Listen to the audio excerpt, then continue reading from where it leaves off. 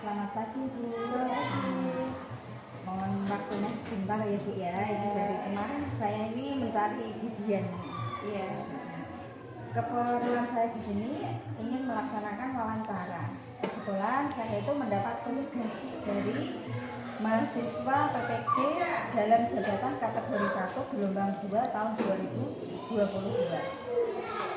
Saya di sini mendapat tugas untuk mencari akar permasalahan dari permasalahan yang terjadi di kelas saya, terutama kelas 2 ya. Sebelumnya saya akan memperkenalkan diri dulu. Nama saya Ratna Diah Putri Utami. Saya sebagai mahasiswa PPG dalam jabatan kategori 1 gelombang 2 mahasiswa UNES. Dan ini kebetulan teman sejawat saya, orangnya cantik, pintar. Boleh saya kenalkan, ini namanya Bu Septilia Ardiani ya. Tapi biasa dipanggil Bu Dian kalau di sekolah. Ya, Bu Dian ini sangat pintar sekali. Ya, Bu Ratna juga sama.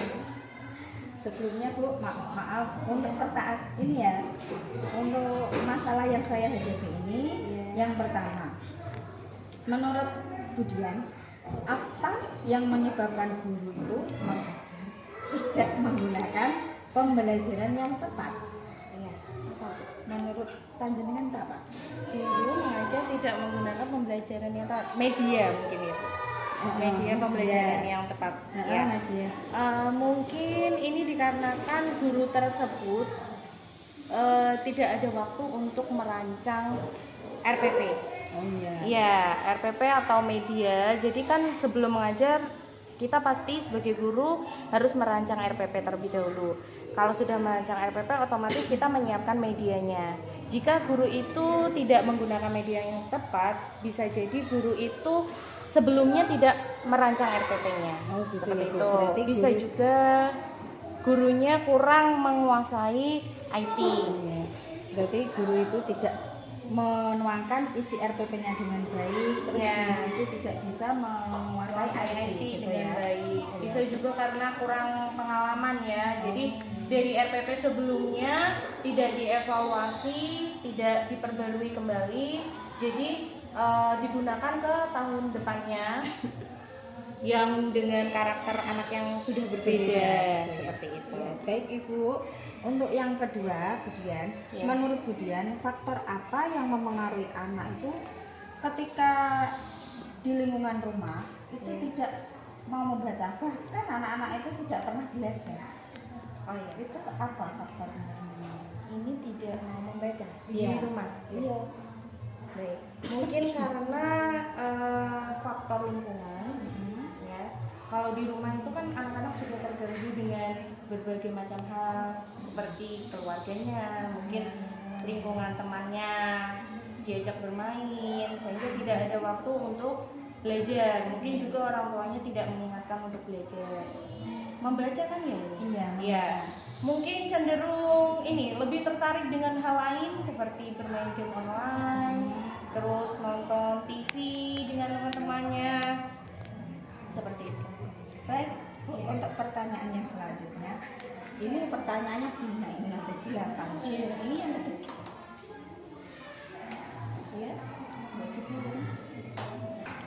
Oke, kemudian untuk Iya. selanjutnya yang ketiga.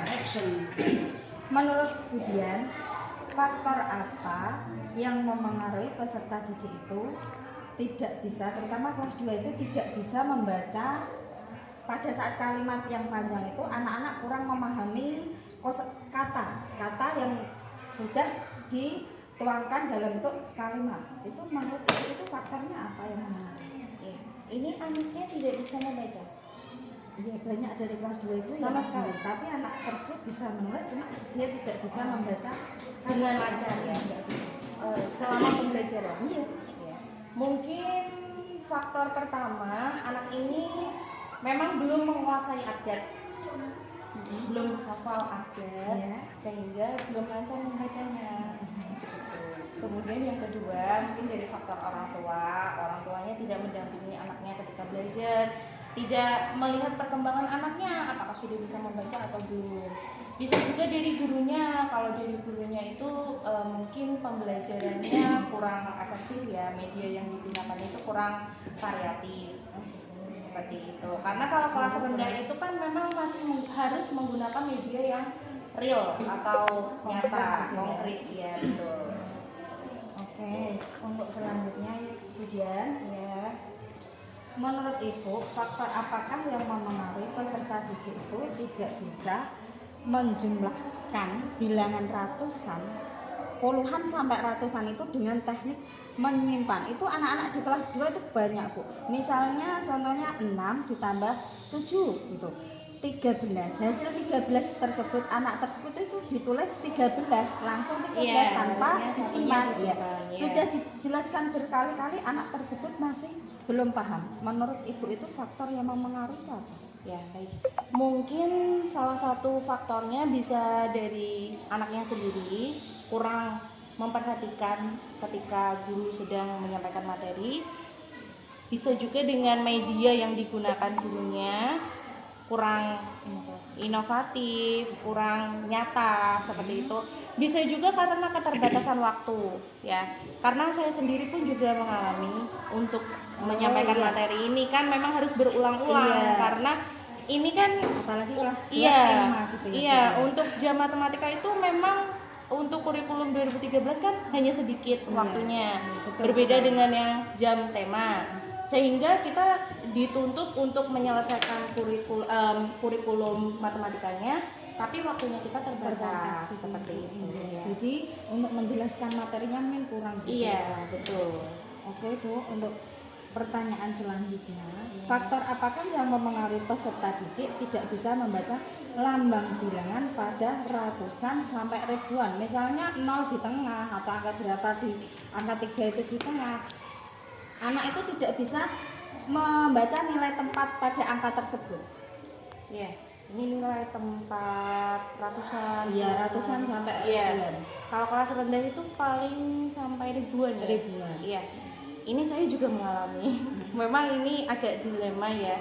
Memang biasanya itu karena yaitu tadi keterbatasan waktu ketika kita harus menyampaikan materi ini sebenarnya harus diulang, tapi karena memang waktunya sudah terbatas kita tidak bisa mengulang lagi. Jadi anak itu belum masih paham. Iya, sebenarnya belum paham, tapi karena kita sudah harus next materi selanjutnya, ya sudah dengan hasil yang seperti itu kita anggap semuanya sudah tuntas, padahal ada beberapa yang ketinggalan. Ya, itu termasuk masalah pada kelas itu. Iya, betul, rata-rata seperti itu. Kemudian medianya itu juga mungkin kurang inovasi. Ya, media pembelajarannya bisa menggunakan menurut Ibu itu medianya apa coba? Medianya bisa dengan mata uang, bisa dengan mata uang, uang mainan, terus kita praktek jual beli sehingga anak mengetahui nilai tempatnya mana yang ratusan, ribuan seperti itu. Terima kasih. Untuk selanjutnya yang nomor 6 ya. Ya. Menurut Ibu, faktor apa yang menyebabkan peserta didik tidak bisa mengikuti pembelajaran di kelas itu dengan tertib, diam? Ini ada ini. Kelas 2 ini ada 2 anak ini, Bu, yang sangat istimewa. Menurut Bu Dian ini faktornya apa? Istimewanya seperti apa, Bu? Anak tersebut bisa menulis dan membaca sangat lancar. Cuma kalau pada saat guru memberikan pelajaran, anak tersebut tidak mau anteng di dalam kelas, pergi gitu.